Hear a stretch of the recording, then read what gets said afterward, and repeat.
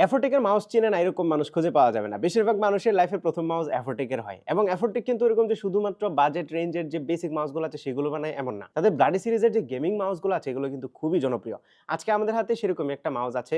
এটা হচ্ছে অ্যাফোটেক bloody R73 ultra duo, একটা ডুয়েল কানেক্টিভিটির মাউস যেটা বোথ ওয়্যার্ড এবং ওয়্যারলেসলি কাজ করে এবং এটা হার্ডকোর গেমারদেরকে টার্গেট করে তৈরি করা হয়েছে। প্রথমত মাউসটা খুবই লাইট ওয়েট, মাত্র 77 গ্রাম হচ্ছে এটার ওজন, তবে এটা বিল্ড কোয়ালিটি মোটেও চিপ না এবং এখানে একটা ক্যারেক্টারের গ্রাফিক আছে যেটা দেখতেও বেশ সুন্দর লাগছে। অফ হোয়াইট কালারের এই মাউসটাতে সব ধরনের বাটন আছে, স্ক্রোলিং হুইলটা একটা ব্লু কালারের অ্যাকসেন্টে দেওয়া হয়েছে যেটা দেখতেও সুন্দর লাগছে এবং এই মাউসের যে বাটনগুলো আছে সেগুলো বেশ ক্লিকি এবং কমফোর্টেবল একটা ফিল দেয় ক্লিক করতে গেলে। মাউসটা একটু আর্গোনমিক ডিজাইনের, পিছনের দিকটা একটু নিচু এবং সামনের দিকটা একটু আপফ্রন্ট করা হয়েছে যার ফলে ধরতে অনেক ভালো লাগে। আবার কারো যদি এই ডিজাইনটা পছন্দ না হয় তাহলে বক্সের ভিতরে এক্সট্রা কিছু গ্রিপার আছে যেগুলো অ্যাড করে নিলে এই ডিজাইনটা ঢেকে যাবে এবং আপনার মাউস হাতে ধরতেও আরো বেশি আর্গোনমিক ফিল হবে। পাশাপাশি মাউসটা রেগুলার মাউসের চাইতে সাইজে একটু বড় হয়, পুরো হাতের মধ্যে ভরে যায় যার ফলে কিন্তু খুবই কমফোর্টেবল একটা ফিল আসে।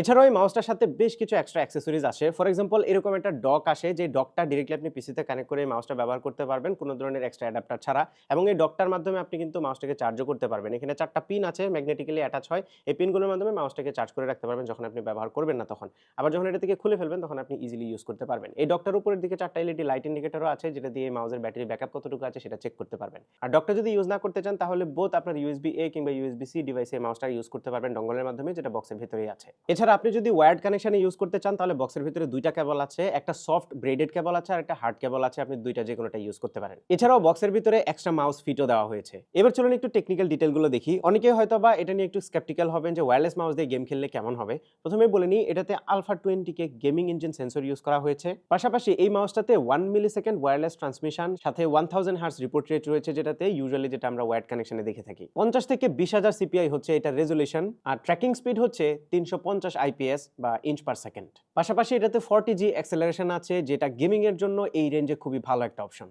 এছাড়া এই মাউসটাতে 300 mAh ব্যাটারি আছে যেটা দিয়ে 75 আওয়ার্সের মতো আপনারা রান টাইম পাবেন, যেটা আমার মনে হয় মোর দেন এনাফ। আর ডক থাকার কারণে খুব ইজিলি কিন্তু চার্জও করা যায়। এছাড়া এই মাউসের বাটনগুলো 30 মিলিয়ন ক্লিকের জন্য রেটেড এবং এটা যে স্ক্রোলিং হুইলটা আছে এটা 8 লাখ স্ক্রোলের জন্য রেটেড। এটার একটা কম্পানিয়ন সফটওয়্যার আছে যেটার মাধ্যমে আপনারা এটা ফার্মওয়্যার আপডেট করা থেকে শুরু করে এটা সব ধরনের সেটিংও কাস্টমাইজ করতে পারবেন এবং এটাতে 1 বছরের ব্র্যান্ড ওয়ারেন্টিও আছে। তবে আপনারা অবশ্যই গ্লোবাল ব্র্যান্ডের স্টিকার দেখে কিনবেন এবং এটার দাম হচ্ছে 6100 টাকা। আমাদের কাছে এই বাজেটে খুবই ভালো একটা গেমিং মাউস মনে হয়েছে এটাকে।